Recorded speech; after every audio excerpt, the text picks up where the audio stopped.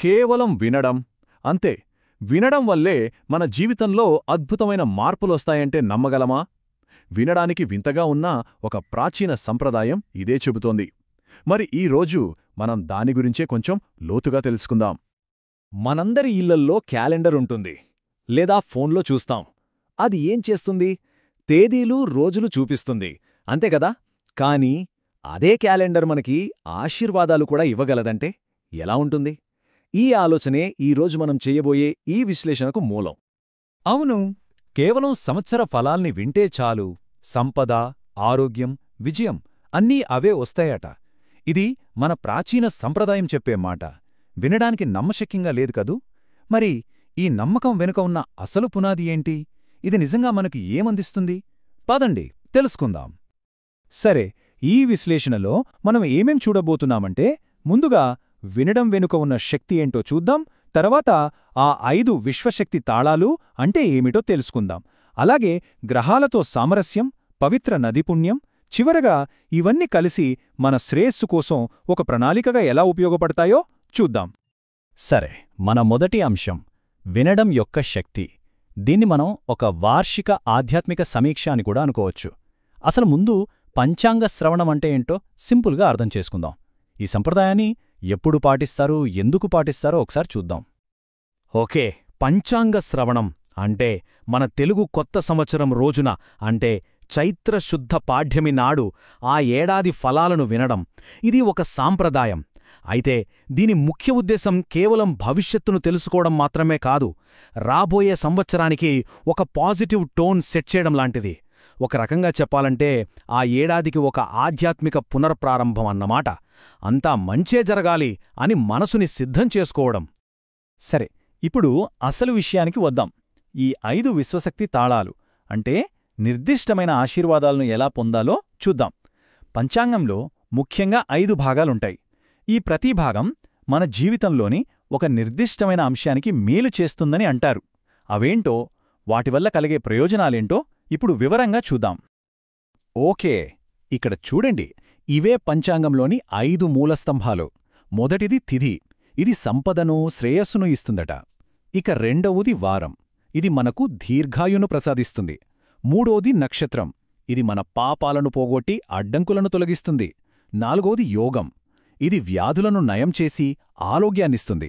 ఇక చివరిది 5ఓది అయిన కరణం మనం చేసే అన్ని పనుల్లో విజయాన్ని అందిస్తుంది. ఎంత అద్భుతంగా ఉంది కదా! అంటే కాలాన్ని కూడా ఇలా ఒక్కో సానుకూల శక్తిగా విభజించారు. ప్రతి అంశానికి ఒక స్పష్టమైన, మనకు కనిపించే ప్రయోజనాన్ని ముడిపెట్టారు. అందుకే ఇది చాలా ఆచరణాత్మకంగా అనిపిస్తుంది. సరే, ఈ 5 ప్రధానాంశాలే కాకుండా ఇంకో ముఖ్యమైన విషయం కూడా ఉంది. అదే గ్రహాలతో సామరస్యం, అంటే విశ్వశక్తుల అనుగ్రహాన్ని పొందడం. పంచాంగం గ్రహాల ప్రభావాన్ని కూడా పరిగణనలోకి తీసుకుంటుంది.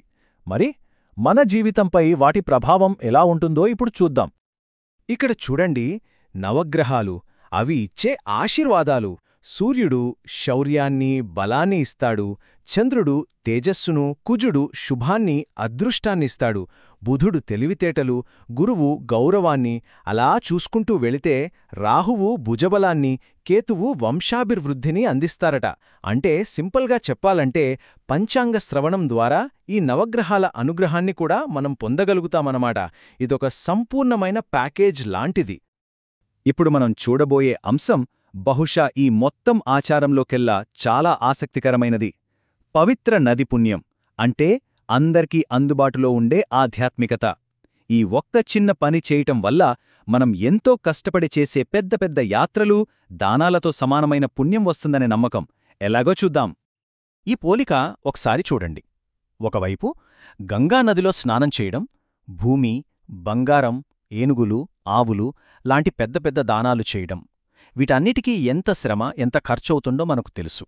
ఇక మరోవైపు కేవలం పంచాంగాన్ని శ్రద్ధగా వినడం. ఎంత తేడా ఉందో చూడండి. ఈ రెండిటి మధ్య ఉన్న వ్యత్యాసం చాలా స్పష్టంగా కనిపిస్తుంది కదా! ఇక ఈ వాక్యం ఈ సాంప్రదాయం యొక్క సారాంశాన్ని ఒక్క మాటలో చెప్పేస్తుంది.